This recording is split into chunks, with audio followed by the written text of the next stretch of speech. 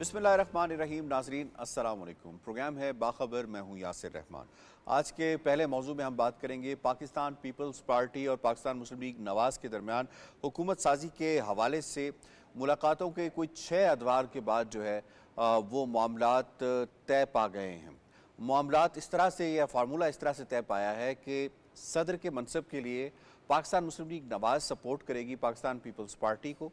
वजारत उज़्मा के मनसब के लिए पाकिस्तान पीपल्स पार्टी सपोर्ट करेगी पाकिस्तान मुस्लिम लीग नवाज को।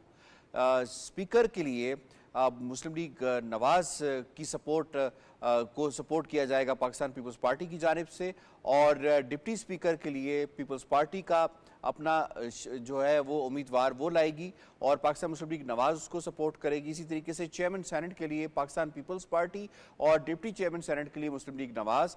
2 सूबों में पाकिस्तान पीपल्स पार्टी अपने गवर्नर्स लाएगी और 2 सूबों में मुस्लिम लीग नवाज के गवर्नर्स होंगे। ये फार्मूला तय पाया है और बिल आखिर मामलात जो हैं वो आगे की तरफ चलना शुरू हो चुके हैं। कल तक ये काफ़ी जो है वो खदशा जाहिर किया जा रहा था कि जो मामलात हैं वो स्टेल मेट की जानिब हैं।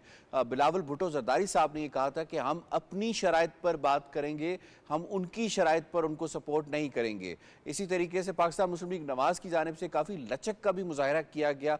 अब अपने पैनलिस्ट के सामने कुछ सवाल रखने ज़रूरी हैं यहाँ पर कि पाकिस्तान पीपल्स पार्टी ने जो शुरू से जो फैसला किया था कि हम विफाकी काबीना का हिस्सा नहीं बनेंगे, CEC में उनका यह डिसीजन किया गया था। पाकिस्तान मुस्लिम लीग नवाज की जानिब से बारहा कोशिश की गई कि आप आईनी ओहदे तो ले रहे हैं लेकिन आप काबीना का हिस्सा भी बने। बीच में बात भी सामने आई कि काबीना का हिस्सा बन सकते हैं, लेकिन बिल आखिर जो बिलावल भुट्टो जरदारी साहब हैं उनकी जानिब से ये बात सामने आई कि काबीना का हिस्सा वो नहीं बनेंगे। हतमी तौर पर यह फैसला हो चुका है।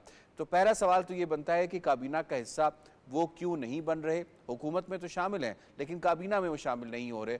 दूसरा सवाल ये बनता है कि जो पाकिस्तान मुस्लिम लीग नवाज की हुकूमत बनेगी शहबाज शरीफ साहब की सरबराही में, वो अपने फैसलों में किस कदर और कितनी आज़ाद होगी। तीसरा, जो पाकिस्तान मुस्लिम लीग नवाज की हुकूमत अपने इत्तेहादियों के साथ मिलकर बनाई जाएगी माइनस पीपल्स पार्टी यानी काबीना के अंदर, तो वो अपने फैसलों में किस कदर आज़ाद होंगे, कितने खुद मुख्तार होंगे और उनको जो सियासी चैलेंजेस हैं वो किस कदर लाहक हो सकते हैं। इस पर बात करेंगे हम अपने पैनलिस्ट से, उनकी आरा जानने की कोशिश करेंगे। सबसे पहले तारुफ करवा देते हैं। आज हम इस्लामाबाद स्टूडियोज़ में ज्वाइन किया है शनीला अम्मार साहिबा ने, डॉक्टर फारूक आदिल साहब ने, डॉक्टर ताहिर नईम मलिक साहब ने। लाहौर स्टूडियो से हमारा साथ दे रहे हैं आगा इकरार हारून साहब, सज्जाद अनवर साहब, और स्काइप के ज़रिए हमें ज्वाइन किया है मोहम्मद नौशाद अली साहब ने। तमाम पैनलिस्ट को खुश आमदीद कहते हैं। सवाल होगा शनीला साहिबा आपसे। नून लीग और पाकिस्तान पीपल्स पार्टी में शराकत इक़्तिदार का फार्मूला तय हो गया है।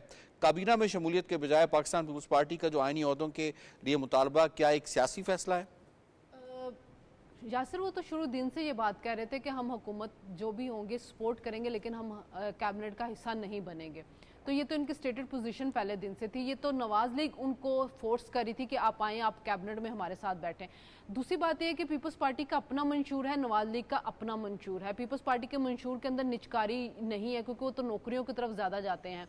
नवाज लीग वाले जो हैं वो निचकारी की तरफ, प्राइवेटाइजेशन की तरफ उन्होंने जाना है। दूसरी बात है कि अभी IMF के पैकेज के लिए भी जाना है, तो उस सिलसिले में भी अभी सख्त फैसले लेने होंगे। शायद उन फैसलों के जिम्मेदार नहीं बनना चाह रही पीपल्स पार्टी, इसलिए वो चाह रही है कि हम हुकूमत को तो सपोर्ट करें लेकिन हम उनके फैसलों में हिस्सेदार ना बने, तो इस वजह से वो पीछे रह रहे हैं।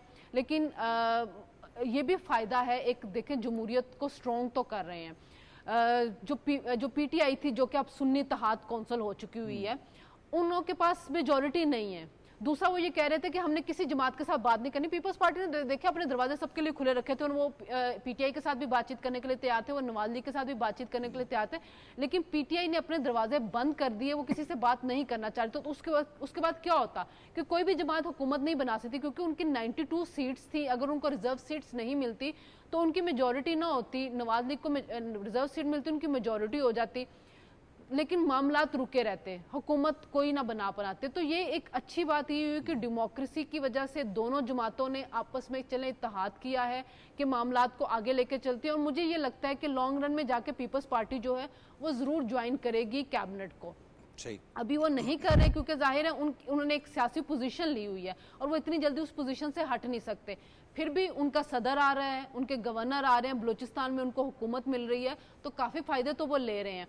दूसरा ये है कि नवाज लीग जो है वो जब वो ये बात कहते हैं कि हम मखलूत हुकूमत में आते थे तो हम सख्त फैसले नहीं कर सकते, तो चले पीपल्स पार्टी ने उनको स्पेस दे दी है कि अब उनके पास 5 साल, अगर हुकूमत नहीं किसी तरह से डिरेल होती, 5 साल हैं उनके पास कि वो अपने फैसले करें, अपने मंशूर को इम्प्लीमेंट करें, डिलीवर करें, क्योंकि फिर बाद में वो किसी पे ब्लेम नहीं कर सकेंगे कि हम मखलूत हुकूमत थी, हम मुश्किल फैसले नहीं कर सके।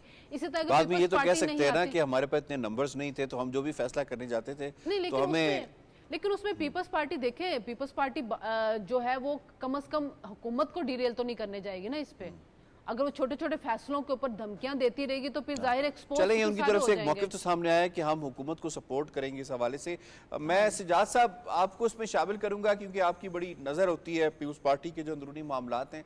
ये फरमाइएगा कि पाकिस्तान पीपल्स पार्टी ने मौक़िफ़ ये अपनाया था बिलावल भुट्टो जरदारी साहब ने कि हम अपनी शराइत पे ये मामलात आगे लेकर चलेंगे, तो क्या फुल्ली या कुल्ली तौर पर वो अपनी शराइत मनवा सकें? आपके पास क्या खबर है इस हवाले से?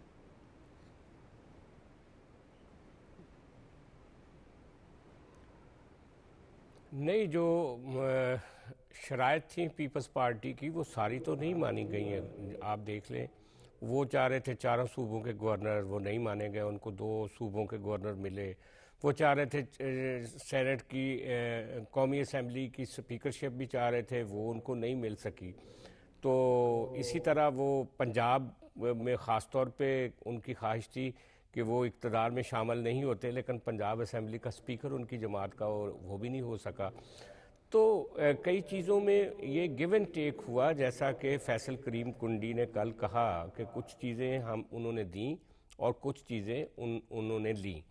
तो सिर्फ ये इसमें एक प्रिंसिपल फ़र्क था पिछली पीडीएम की गवर्नमेंट का और इसका, कि इस दफ़ा इन्होंने कहा कि हम एग्जेक्टिव जो पावर शेयरिंग है वो नहीं करेंगे, वजारत में नहीं जाएंगे।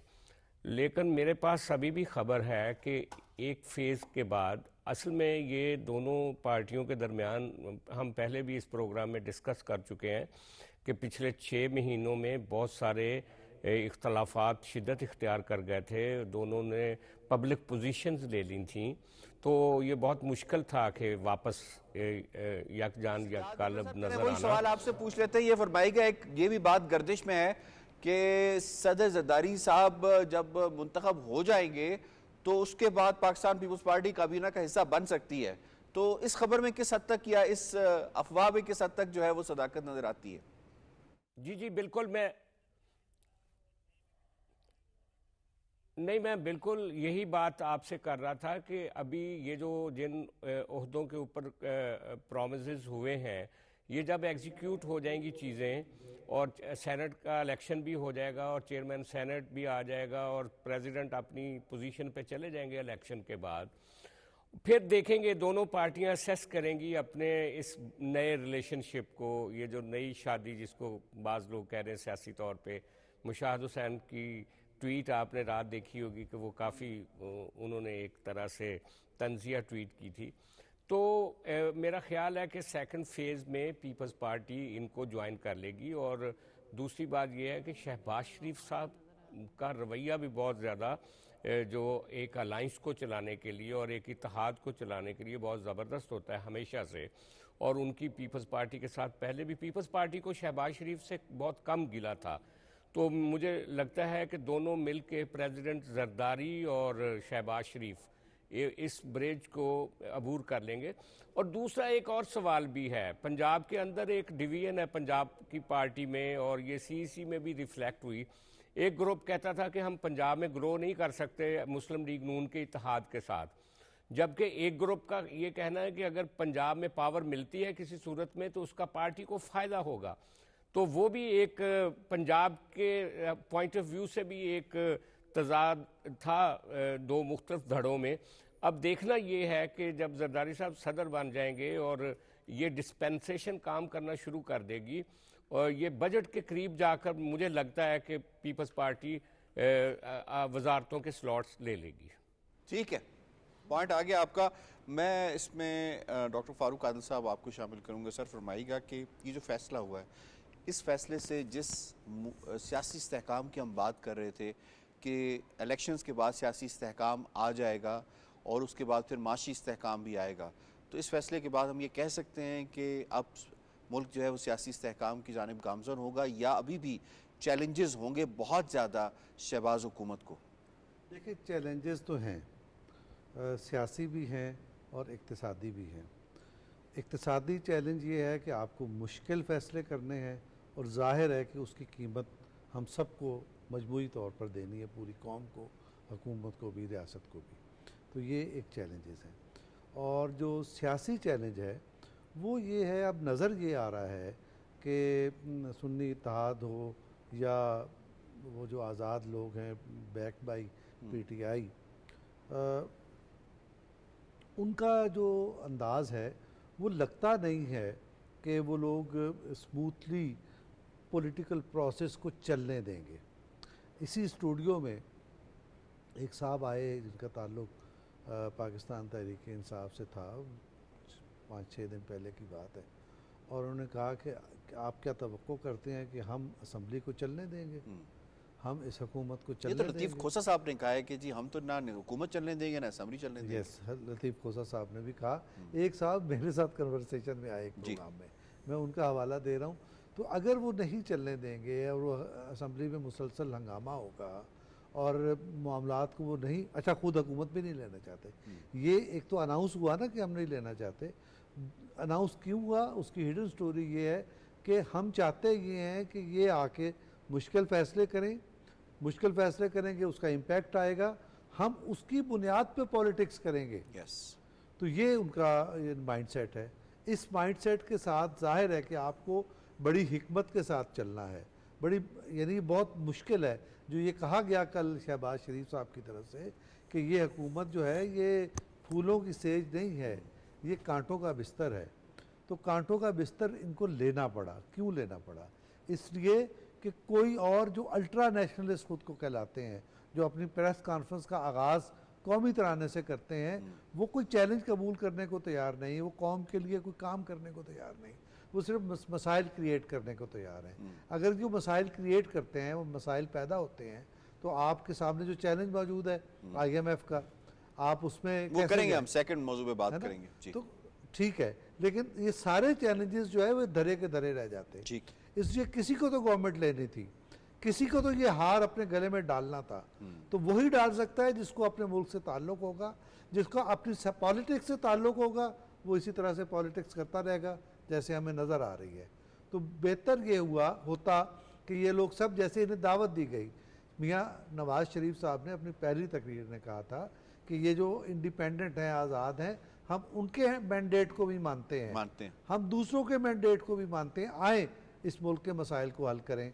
तो ये एक बड़ी वाइज पॉजिटिव जेस्चर था उनकी तरफ से। ठीक है, इसके कोई जवाब आया नहीं, इसके जवाब में सवाए गालियों के कुछ नहीं आया। तो अब अगर कोई नहीं आना चाहता तो फिर आपको तो आना था, आना है, चीज़ों को सुलझाना है, आगे बढ़ाना है और बड़ी हिकमत के साथ बढ़ाना है। ठीक हो गया। डॉक्टर ताहिर नईम मलिक साहब आपको शामिल करूंगा। ये फरमाइएगा, पाकिस्तान पीपल्स पार्टी बार बार ये कहती है कि जो 16 महीने का हमारा इश्तिराक था हुकूमत में, वो कोई इतना अच्छा एक्सपीरियंस नहीं था, ये वजह है कि हम कैबिनेट का भी हिस्सा नहीं बनने जा रहे। तो क्या इस मैसेज के अंदर जो उनकी जानिब से ये 16 महीने की बात की जाती रही है मुख्तलिफ लीडर्स की जानिब से, तो एक थ्रेट भी है पाकिस्तान मुस्लिम लीग नवाज़ को कि आपकी हुकूमत इतनी तगड़ी नहीं होगी, आप फैसलों में इतने आज़ाद नहीं होंगे, हम जब चाहें अपनी नंबर गेम आपके ऊपर इस्तेमाल कर सकते हैं और आपके लिए मुश्किलात खड़ी कर सकते हैं? या पाकिस्तान पीपल्स पार्टी वही बालिग नज़री का मुजाहरा करते हुए जो उसके एक माजी रहा है कि वो कहती है कि तमाम मामलात ऐवान के अंदर रखें, ऐवान से बाहर ना लेके जाएँ, वो काम नहीं करेगी? पहले तो ये जो आपने ये एक पूरा एक थीसिस दिया कि जो 16 माह की PDM की हुकूमत थी और फिर इंतखाबात में पीपल्स पार्टी ने एक मुख्तलिफ मौक़िफ़ लिया, क्या इस मौक़िफ़ की पजीराई हुई? हमने देखा कि उन्होंने एक अपोजिशन का इमेज क्रिएट करने की कोशिश की, लेकिन अवाम ने ये देखा कि ये PDM की हुकूमत का हिस्सा थे और उस हुकूमत में इनके पास मिनिस्ट्रीज़ भी थी। तो आप देख लें कि पंजाब में जो पीपल्स पार्टी को वोट जिस तरह ये तवक्को कर रहे थे पढ़ना चाहिए था, वो नहीं पढ़ सका। खुद बिलावल साहब के हल्के में नहीं पढ़ सका। इसलिए मैं समझता हूँ कि पार्टीज़ को, जो कोएलिशन पार्टीज़ हैं, रिस्पॉन्सिबिलिटी लेनी चाहिए। अगर वो कामयाब होंगे तो पाकिस्तान भी कामयाब होगा, पार्लियामेंट और वो इत्तेहाद भी कामयाब होगा। नाकाम होंगे तो नाकामी का मलबा किसी एक जमात तक महदूद नहीं रहता। ये एक आपने बड़ा इंपॉर्टेंट पॉइंट। तो इसलिए अगर पाकिस्तान पीपल्स पार्टी ये कहती है कि कल कोई भी फैसला अगर सख्त लिया जाएगा मुस्लिम लीग नवाज की जानिब से, तो वो पब्लिक जाके ये स्टेटमेंट देते हैं कि हम इसका हिस्सा नहीं थे, तो क्या लोग इसको मानेंगे? नहीं मानेंगे। उसकी वजह ये होगी कि आप अगर हुकूमत का हिस्सा हैं और आईनी आईनी ओहदे ले रहे हैं। इदारों के जरिए हिस्सा है और काबीना का हिस्सा नहीं है, तो इस एक आम फाइन लाइन को वोटर जो है वो तो कहेगा, उसके सामने इमेज आएगा कि आसिफ अली जरदारी सदर हैं, चेयरमैन सेनेट आपका है, और दूसरा ये है। तो मेरे ख्याल से ये कोशिश करनी चाहिए कि क्यों ये घबरा रही हैं जमातें, इसलिए कि ये चैलेंज है, इकनॉमिक चैलेंज भी है, दीगर चैलेंजेस भी हैं, आलमी मालियाती इदारों से भी है, जिस पर हम दूसरे आप इसमें मौजू में सेगमेंट में बात करेंगे। लेकिन मेरी राय में पीपल्स पार्टी जो है वो, उनकी जो रवायत है नून लीग और पीपल्स पार्टी की, कि उनके हालात में जितनी भी फ्रिक्शन आई है तो उन्होंने गैर जमहूरी एक दूसरे के खिलाफ हथकंडे इस्तेमाल नहीं किए। चार्टर ऑफ डेमोक्रेसी उसकी बुनियाद थी।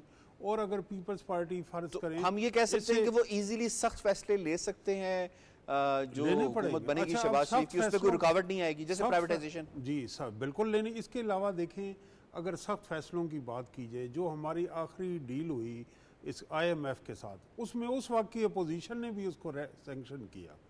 अब फ़र्ज़ करें कि इस वक्त ये इत्तेहाद जो है हुकूमत नहीं बनाता, और जो इस वक्त दूसरी दावा कर रहे हैं कि हमारी अक्सरियत वो हुकूमत बनाते हैं, तो क्या वो ये डील नहीं करेंगे IMF से? बल्कि मैं तो कहूँगा कि माजी में उनकी हुकूमत थी, जो डिले किया गया, उस वक्त असद उमर साहब थे, और जिस शक्ल में कोशिश की गई कि डील ना होए, उससे भी हमारी मईशत को नुकसान पहुँचा। तो सियासी जमातों को चाहिए, टफ एक आपने सोचना है कि इलेक्शन अब 5 साल बाद होंगे, इसके दौरान टर्बुलेंस आएगी, इसके दरमियान गैर हमवार रास्ते होंगे, लेकिन वट एवर इट टेक्स, जो स्टेबलाइजेशन अभी इकॉनमी में आई है ऐसे बरकरार रखना है। और उसके लिए सियासी इस्तेहकाम ज़रूरी है। सियासी इस्तेहकाम के लिए आपको मुफाहमत का रास्ता अपनाना पड़ेगा, आपको आउट ऑफ पार्लियामेंट कोई पॉलिटिक्स नहीं करनी पड़ेगी, और आपको रिफॉर्म्स का एजेंडा लेके आगे चलना पड़ेगा। इस पे एक कंसेंसस होना चाहिए। और मैं समझता हूँ कि ये बेहतरीन इस लिहाज से चॉइस है कि आसिफ अली जरदारी फेडरेशन को मजबूत करने की सलाहियत रखते हैं।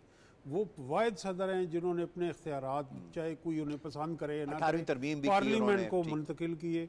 इसी तरह शहबाज शरीफ साहब, सिस्टम में एक मुराद अली शाह, शहबाज शरीफ, ये वो लोग हैं कि जिनको सूबाई सतह पे, वफाकी सतह पे गवर्नेंस का तजुर्बा है, और इकोनॉमिक और ये ब्यूरोक्रेसी से काम लेना भी चाहते हैं। मिल रहा है कि सिंध के अंदर फिर दोबारा से मुराद अली शाह नहीं, मैं इवन शहबाज शरीफ साहब का कहेंगे, जो लास्ट टेन्योर में उन्होंने पाकिस्तान को अगर डिफॉल्ट से बचाया है, तो देखें हम तमाम तरह इख्तिलाफात के बावजूद शहबाज शरीफ साहब को ये क्रेडिट देना होगा। ठीक है, पॉइंट आ गया जी। जल्दी से मैं इतना कहना चाह रहा हूँ कि जब हम ये कहते हैं कि पीपल्स पार्टी नहीं शरीक होगी, तो हम उस वक्त एक जुमला भूल जाते हैं बिलावल भुट्टो जरदारी साहब का।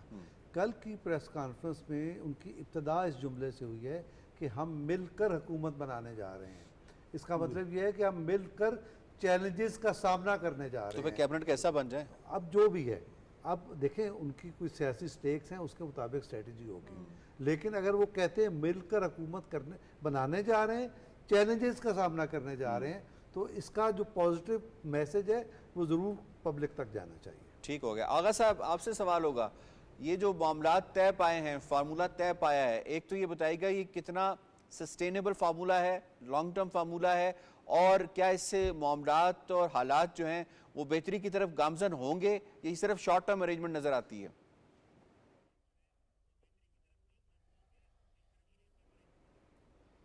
नहीं, मेरा तो ख्याल ये है कि ये शॉर्ट टर्म नहीं है, प्रोवाइडेड के जो कमिटमेंट्स दोनों ने एक दूसरे को दी हैं, जिसमें according to my information and understanding ये भी फैसला हुआ है कि पंजाब में लोकल बॉडीज इलेक्शन इमीडिएटली करवाए जाएंगे, क्योंकि Pakistan Peoples Party local bodies election को एक व्हीकल के तौर पे इस्तेमाल करना चाह रही है।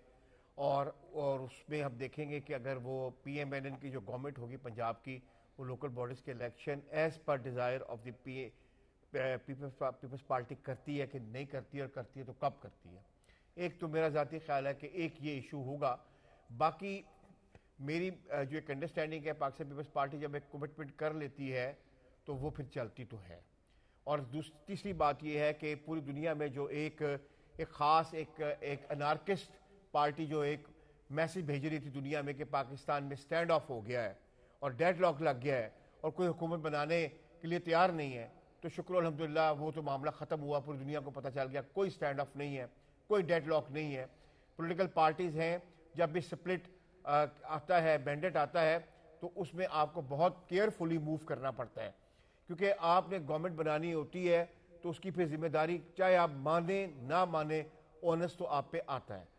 तो उसमें ये डिलिब्रेशन बहुत ज़रूरी थी और उनका आपने देखा कि अगर देखा जाए तो पीपल्स पार्टी बहुत बड़ी गेनर के तौर पे सामने आई है कि पंजाब में अगर उनका गवर्नर आके बैठ जाता है, जो कि वो उसके बाद वो लोकल बॉडी इलेक्शन भी चाह रहे हैं, तो कोई ना कोई तो एक से होगी ना उनकी पंजाब के बीच में। और बलूचिस्तान की गवर्नमेंट की जहाँ तक बात है, पीपल्स पार्टी की गवर्नमेंट बलूचिस्तान में बना लेती है तो टेक्निकली स्पीकिंग देखा जाए तो उसके पास जो नेशनल असेंबली में जो सीट्स हैं जितनी, फॉर एग्जाम्पल हम कह सकते हैं कि अगर आप इंडिपेंडेंट को शामिल कर लें तो वो थर्ड लार्जेस्ट पार्टी है, लेकिन अगर दूसरी तरफ देखा जाए तो वो वैसी पार्टी होगी जिसकी जो प्रोविंशियल गवर्नमेंट्स हैं वो 2 सूबों में होंगी। ठीक पॉइंट आ गया आपका जनाब, और यकीनन मामलात जो हैं वो बेहतरी की जानिब गामजन हैं। और ये जो 29 तारीख तक कौमी असम्बली के इजलास बुलाए जाने के हवाले से बात थी, अब यही नज़र आ रहा है कि उससे शायद पहले बुला ली जाएगी। 29 फरवरी तक के हवाले से बात हो रही थी। अब दूसरे मौजू की जानिब हमें बढ़ना है, और दूसरा मौजू बड़ा इंपॉर्टेंट है, और वो मौजू है जनाब IMF के हवाले से। इस वक्त हम SPA में हैं IMF के साथ। ये जो शॉर्ट टर्म हमारा जो एग्रीमेंट था 9 मंथ्स का, उसके मुताबिक हैं। इसकी जो 2 ट्रांचेज़ हैं वो तो हमें रिसीव हो चुकी हैं, जो थर्ड ट्रांच है वो उस हुकूमत ने रिसीव करनी है, और उसके लिए काफ़ी हद तक जो टारगेट्स हैं वो अचीव हो चुके हैं। लेकिन असल मामला ये है कि इसके बाद क्या होना है। इसके बाद जैसे ही हुकूमत बननी है, तश्कील होनी है, उसके फौरी बाद हमें IMF के पास जाना पड़ेगा। इस हवाले से जो इंदिया है वो सियासी जमातों की जानिब से भी दे दिया गया है कि हमें हर सूरत जाना। थोड़ा सा मैं आपको फैक्ट्स एंड फिगर्स शेयर कर लेता हूँ। इस वक्त जो हमारा टोटल लोन है इंटरनल एक्सटर्नल मिला के, वो 65,189 अरब रुपए है। अब यहाँ से आप अंदाज़ा लगा सकते हैं, जो पाकिस्तान को जो कर्ज़ की अदायगी करनी है 24.5 अरब डॉलर्स जो है वो इस साल कर्ज़ की अदायगी करनी है। 30 जून तक हमें 10 अरब डॉलर्स जो हैं वो अदा करने हैं हर सूरत में।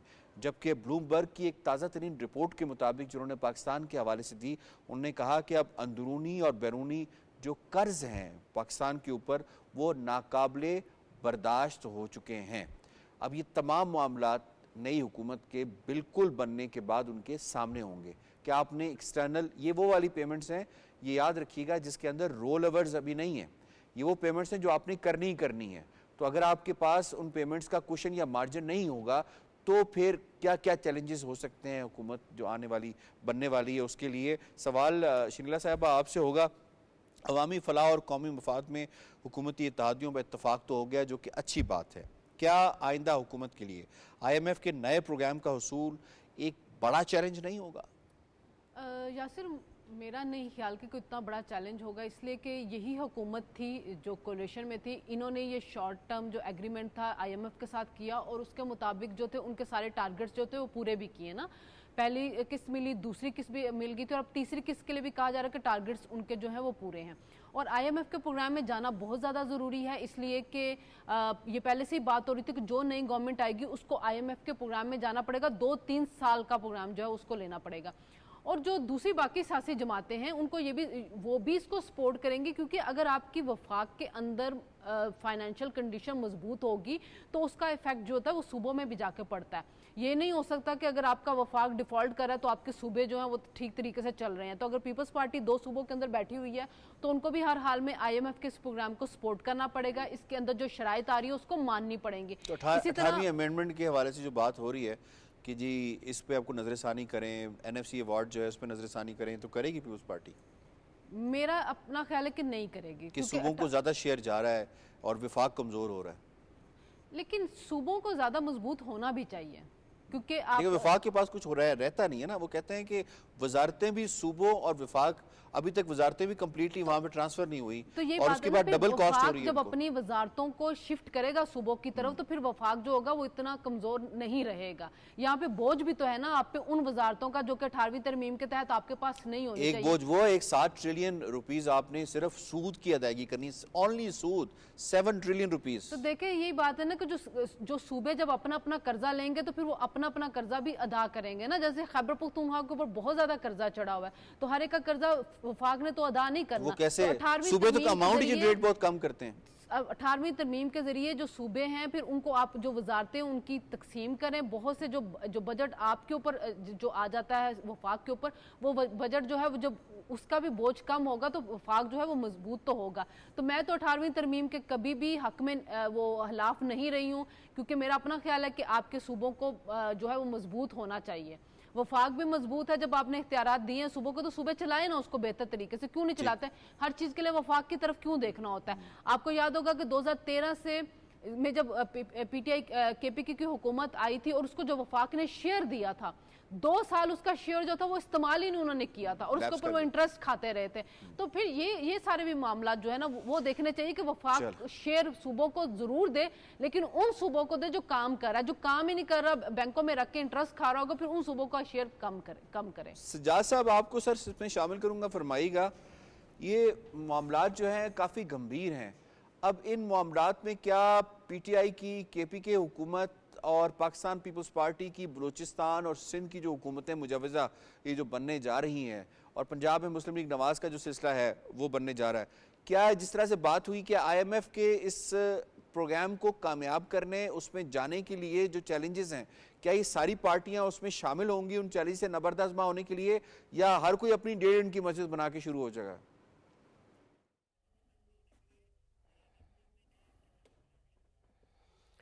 यासिर, मेरा नहीं ख्याल कि किसी के लिए कुछ स्पेस है 1.5 इंच की अलग मस्जिद बनाने की। वजह यह है कि पाकिस्तान का जो मुआशी बहरान है उसका बच्चे बच्चे को इल्म है। मैं उस दिन देख रहा था जो पीटीआई के नामजद वज़ीर आला हैं केपी के, उन्होंने भी एक बात की। उन्होंने कहा कि अगरचे मैं वो उनमें से हूँ कि साडा हक कहते रख, लेकिन उसने कहा कि जो पाकिस्तान को दरपेश मुआशी चैलेंजेस हैं उनकी वजह से हम कोई टकराव की पॉलिसी नहीं रखेंगे। इसी तरह अगर मुराद अली शाह होंगे तो वो IMF के सिस्टम को समझते हैं। अगर पंजाब में मरियम साहबा होंगी तो वो तो प्रीवी हैं कि किस तरीके से ये IMF के साथ डील जो है वो ब्रेक हुई थी। इसी तरह अगर सरफराज बुगटी हैं तो सरफराज बुगटी भी उस सारे प्रोसेस का हिस्सा थे। मैं नहीं समझता कि सूबे कोई रुकावट बनेंगे। पाकिस्तान को जिन मुआशी चैलेंजेस का सामना है और जिस तरीके से जो शहबाज शरीफ की क़ियादत में PDM की पहली गवर्नमेंट ने ये मुआहदा किया था और फिर पाकिस्तान ने मुआशी बहाली के लिए जो SIFC बनाई और दूसरे इकदाम किए, तो मेरा ख्याल है कि सारे सूबे इसको सपोर्ट करेंगे। अगर KP का सूबा जो है वो थोड़ी बहुत एक इंडिपेंडेंट आवाज़ के साथ सामने आएगा, लेकिन वो भी अल्टीमेटली उनको सपोर्ट करना पड़ेगा। तो मैं समझता हूँ कि ये मसला है। इसको सियासी तौर पे भी अगर देखा जाए तो जो लीडरशिप होगी प्राइम मिनिस्टर की उस और जो हमारा जो भी वज़ीर ख़जाना आएगा अगले दिनों में, उनकी जो लीडरशिप होगी और उनका जो रवैया होगा सूबों के साथ और जिस तरह से ये इंटरेक्शन होगा, मेरा ख्याल है कि उसमें काफ़ी हद तक स्मूथ एक रनिंग जो है वो मैं और एक अच्छी शराकत कार नज़र आएगी तमाम सूबों के साथ। मुझे वैसे कुछ ज़्यादा दिक्कत महसूस नहीं हो रही, क्योंकि 3 सूबों में तो PDM की साबका PDM की अपनी हुकूमतें हैं। एक सूबा है जो कि थोड़ा मुख्तलिफ से सोचता है, लेकिन उन्होंने भी रिस्पॉन्सिबिलिटी लेने का इजहार किया है। ठीक, आगा साहब आपको इसमें शामिल करूँगा। ये फरमाइएगा कि सख्त फैसले फिर IMF के साथ जब एग्रीमेंट होगा तो फिर उन शराइत के मुताबिक सख्त फैसले तो लेने पड़ेंगे, तो अगर पाकिस्तान पीपल्स पार्टी ने जैसे कि मौक़िफ़ इख्तियार किया हुआ है कि सख्त फैसलों के लिए मुस्लिम लीग नवाज़ को, जैसे वो कल कह रहे थे उनके एक लीडर मुस्लिम लीग नवाज़ के कि हमें कुर्बानी का बकरा बनाया जा रहा है, इरफान सिद्दीकी साहब की मैं बात कर रहा हूँ, और हमें तिरक लगा के कुर्बानी का बकरा बनाया जा रहा है, तो क्या फिर एक वाहिद पार्टी होगी जो ब्रंट लेगी, या सबको ये ब्रंट लेना पड़ेगा और सबके ऊपर बात आएगी जो फैसले लिए जा रहे हैं सख्त, ये backed by Pakistan Peoples Party हैं और दूसरे इत्तेहादी भी हैं?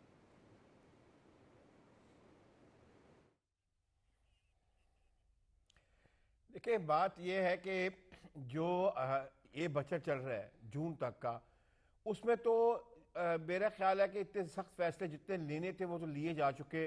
बिजली का यूनिट 64 रुपये से ऊपर अब चला गया, मेरे ख्याल 72 रुपये पहुँच गया अगर आप 500 यूनिट खर्च करते हैं, तो वो तो सख्त फैसले हो चुके हैं। और सेकेंडली जो PSDP था, पब्लिक सेक्टर डेवलपमेंट प्रोग्राम, उसकी यूटिलाइजेशन भी इलेक्शन से पहले की हो चुकी भी है, और नया PSDP जो है वो आपने जाके जुलाई में बनाना है।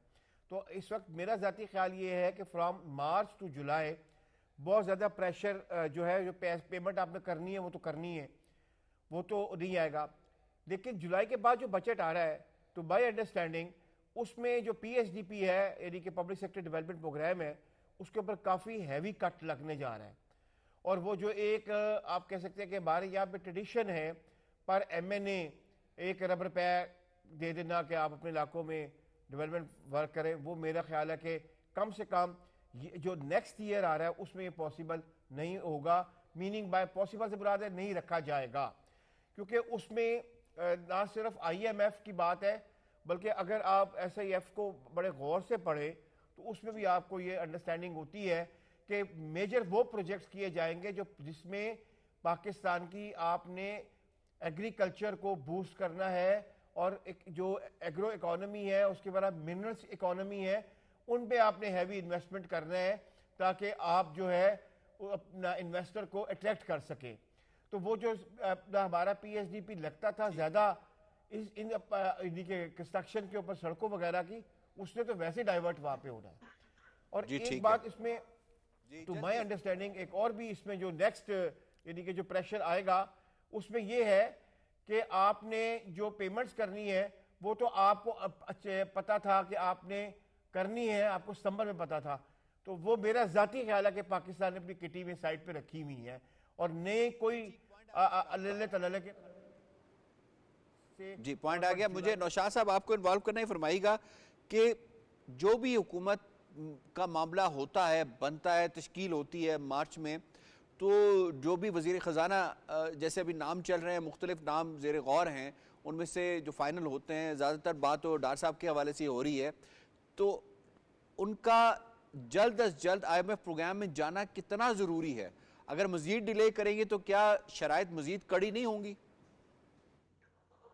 देखिए यासिर, IMF में तो फौरी तौर पर जाना पड़ेगा, क्योंकि अगर आप डिले करेंगे तो शराइत तो अपनी जगह पर हैं, आपके लिए अपना जो फिस्कल मैनेजमेंट है वो प्रॉब्लम उसके अंदर क्रिएट हो जाएगी, क्योंकि आप लोगों ने फौरी तौर पर, पाकिस्तान ने इस वक्त अपनी लोन मैनेजमेंट करनी है, जो एक्सटर्नल लोन्स हैं उसको वो वहाँ पर तमाम तर जो जिनसे लोन लिया हुआ है उनके साथ निगोशिएट करना है, निगोशिएट करके वो उनकी कोशिश होगी कि इस कर्ज को जो है वो रिवॉल्व करवा लिया जाए, और उसके साथ साथ जो आपको रिक्वायरमेंट है उसको पूरा करने के लिए भी आपको IMF के पास एक बड़ा प्लान आप डिमांड करेंगे, एक बड़ा प्लान आपने लेना है, क्योंकि सबसे ज्यादा अहम यह है कि इससे पहले तक का जो मामला था वो था आप फायर फाइटिंग कर रहे थे, आप अपने आप को डिफॉल्ट से बचा रहे थे, और डिफॉल्ट से बचाने के बाद आपने जो भी इकदाम लिए थे उसको आपने होल्ड किए रखा। लेकिन अगर आपने इकोनॉमी को ग्रो करवाना है, नए सिरे से आपने उसका व्हील जो है उसको चलता रखना है, तो उसके अंदर उसको इन्वेस्टमेंट की जरूरत है। सो इन्वेस्टमेंट के साथ साथ उसको फौरी तौर पे IMF की अगर सपोर्ट नहीं आएगी तो आप वो काम पूरे नहीं कर सकेंगे। अभी आगा साहब ने आपको बताया कि PSDP पे अगर कट लग जाएगा तो फिर आपके पास जो जिन एरियाज के अंदर, जिन सेक्टर्स में आपने इंफ्रास्ट्रक्चर डेवलप करके देना है या जरूरी जो फैसिलिटीज है वो प्रोवाइड करनी है, तो उसके अंदर आपको मुश्किलात का सामना करना पड़ेगा। सो लोन मैनेजमेंट के साथ साथ आपको इन्वेस्टमेंट फेच करनी है, और ये बहुत जरूरी है इस वक्त पाकिस्तान के लिए, और ये सारे काम जो है ये फौरी तौर पर किए जाने जरूरी है, इसमें डिले नहीं हो सकता। चाहे इस हाकदार साहब जो हैं वो ये जो मनसब संभालें या कोई और जो वजीर बने, लेकिन जो भी आएगा उसको फौरी तौर पर IMF से रजू करना पड़ेगा। शराइत जो है वो पहले की निस्बत थोड़ा सा बेहतरी उनमें जरूर आएगी, क्योंकि जब आप पहले गए थे IMF के पास उस वक्त आप डिफॉल्ट के दहाने पर खड़े थे। अब बहुत सी बातें मान ली गई हैं और बहुत से सख्त फैसले किए जा चुके हैं। सो इसलिए कुछ हद तक तो आपको थोड़ा बहुत रिलीफ मिलेगा, लेकिन जो फिस्कल टाइटनिंग है, जो डिसिप्लिन है, उस पर किसी किस्म का कॉम्प्रोमाइज नहीं होगा, क्योंकि उसके साथ ही आप जो है इस पोजीशन में आ सकते हैं कि आइंदा 1-2 साल आप इस टाइटन जो एनवायरनमेंट है उसके साथ चलेंगे, तो फिर आपको थोड़ा बहुत रिलीफ देने की पोजीशन में आएंगे और आपकी इकोनॉमी जो है वो ग्रो करना शुरू करेगी। ट्रैक पर तो है लेकिन ग्रो नहीं कर रही। ग्रो करने के लिए जरूरी ये है कि आप स्टेबल फाउंडेशंस ले करें, और जो काम IMF आपसे डिमांड करता रहा है, खासतौर पर निजकारी और जो दूसरे मामलात हैं, वो आपको फौरी करने हैं। जी ठीक है। डॉक्टर फारूक आदिल साहब सर फरमाइएगा, चार्टर ऑफ इकोनॉमी की हमने अपने प्रोग्राम में बहुत बात की है कि चार्टर ऑफ डेमोक्रेसी हुआ, उसके हमने फ़वाइद देखे, एक कंटिन्यूटी रही डेमोक्रेसी के अंदर इतने अरसे से। तो अब charter of economy, this is not the high time कि गवर्नमेंट अभी बन रही है, वो सबको दावत दे कि आएँ, बैठें, चार्टर ऑफ इकोनॉमी करते हैं और उसके बाद फिर फौरी तौर पे वो IMF प्रोग्राम में जाएं और फिर जो इकनॉमिक सख्त फैसले लेने, सबको पता हो कि हमने चार्टर ऑफ इकोनॉमी दस्तखत किए हैं, इसलिए इसके ऊपर सियासत नहीं करनी। आपने बहुत अच्छी बात कही, बेहतरीन वक्त है, बल्कि ये तो 2018 भी बेहतरीन वक्त था और वो हमने गंवाया जी। तो आज हम उसका खमियाजा भुगत रहे हैं। तो इस वक्त दो बड़ी सियासी जमातें और उनके साथ चंद छोटी जमातें इक़्तिदार में आ रही हैं, पाकिस्तान मुस्लिम लीग नून, पाकिस्तान पीपल्स पार्टी, MQM और कुछ और भी होंगी जैसे इस्तेहकाम पार्टी वगैरह। ये लोग, इनके दरमियान तो कोई रुकावट नहीं है, ये हो सकता है मुआहदा ना ऐसा, लेकिन ज़रूरत इस बात की है कि बाकी लोग जो हुकूमत में शामिल नहीं हैं, जो अपोजिशन का हिस्सा होंगे, वो भी इस मीसाक का हिस्सा बने। इसके अलावा अमलन मैं बार बार पहले कहता आ रहा हूँ कि रियासत के दरमियान एक इत्तेफाक राय हो गया है कि अब चीज़ें डूब रही हैं, हमने उसको निकालना है। लेकिन कुछ ऐसे बच्चे हैं, शरारती बच्चे हमारे समाज के अंदर, जो इस चीज़ को समझ नहीं रहे, या अगर समझ रहे हैं तो फिर उनके डिज़ाइन कुछ और हैं। तो अगर आप उनको ला पाते हैं तो ठीक है, अगर वो आ जाते हैं तो इसका मतलब यह है कि कौमी इत्तेफाक राय हो गया और फिर आप मिल के आगे बढ़ेंगे। तो अगर नहीं आते तो फिर तो एक चैलेंज रहेगा ना। दो तरह का, एक तो चैलेंज ये है कि वो आपके जो फैसले हैं उन पर अमल दरामद में रुकावट बनेंगे, एक पहलू, और दूसरे ये कि आपने जो दुरुस्त फैसले कर रखे होंगे अपने वक्त पर आके उन्हें टर्न आउट कर देंगे, उनको ख़त्म कर देंगे, है ना। ये दूसरा पहलू उसका ये होगा। तीसरा ये होगा कि दौरान हुकूमत के दौरान जब ये फैसले होंगे तो वो एक गड़बड़ मचा रहे होंगे लोगों को। बेसिकली इस तरह की सूरत हाल में जिसके हम दो चार हैं, ये नैरेटिव की जंग है और सोशल मीडिया वगैरह आप उसको इस्तेमाल करते हैं और बड़े पैमाने पर डिस इन्फॉर्मेशन फैलाते हैं। तो ये डिस इन्फॉर्मेशन पहले जंगों के मौके पर मुल्कों के दरमियान होती थी, अब कौम के दरमियान कौम का मफाद उसमें दाव पे लग चुका है। तो ये एक मसला होगा, लेकिन बेहतर है कि हम जितनी जल्द ये मिसाक कर लें और अगर कोई नहीं उसमें आता तो हम उसको सिंगल आउट कर दें। डॉक्टर ताहिर नईम मलिक साहब सर, मानेगी PTI जो गंभीर हमारी सूरत हाल है? अब जैसे मैंने आपको बताया कि ब्लूमबर्ग की जो ताज़ा तरीन रिपोर्ट है वो भी कह रही है कि जी अब ये नाकाबिले बर्दाश्त हो चुके हैं। क्या ये मुल्क PTI का नहीं? इसके अलावा ऑप्शन नहीं है, और मैं समझता हूँ कि ये आप नैरेटिव से बाहर निकलना चाहिए। हम ये देखते हैं कि कारकर्दगी को एवेल्यूएट नहीं किया जाता और नैरेटिव के तहत उसका एक दबाव जनरेट होता है और रिफॉर्म के हम रास्ते से हट जाते हैं। अब ये वक्त आ गया कि जो सियासी जमातें इक़्तिदार में आ रही हैं हुकूमत बनाने, वो अपना जो पार्टी मैनिफेस्टो है, जो इकनॉमिक विजन है, उसको पॉलिटिकल कॉज से हट के देखें, क्योंकि इकनॉमिक चैलेंज बहुत बड़ा है और वो चैलेंज जो है वो हमारी स्टेट पे भी असरअंदाज हो रहा है। एक तरफ तो ये हमारी जो डील है, जो मुआहदे हैं हमारे आलमी मालियाती इदारों से, दूसरा जो केयर टेकर सेटअप में रिफॉर्म्स का अमल शुरू हुआ, SIFC और दीगर, उनको उसी पेज से कंटिन्यू किया जाए। और जो गैर तरक्याती अखराजात हैं और जिस तरह बहुत सारी चीज़ें फाइनेंशियल डिसिप्लिन के लिए मिनिस्ट्री सूबों को शिफ्ट होनी है, 1472 अरब रुपए की खसारे में चलने वाले इदारे हैं जिन्हें टैक्स पेयर मनी से पैसे दिए जा रहे हैं, वो तमाम इकदाम किए जाएँ और उसके लिए कंसेंसस पार्लियामेंट की जमातों के अंदर मौजूद होगा तो आज इस हुकूमत को फ़ायदा होगा, कल आने वाली हुकूमत को। और हम चाइना की मिसाल देते हैं, आपको भी चाइना पे बड़ा नॉलेज,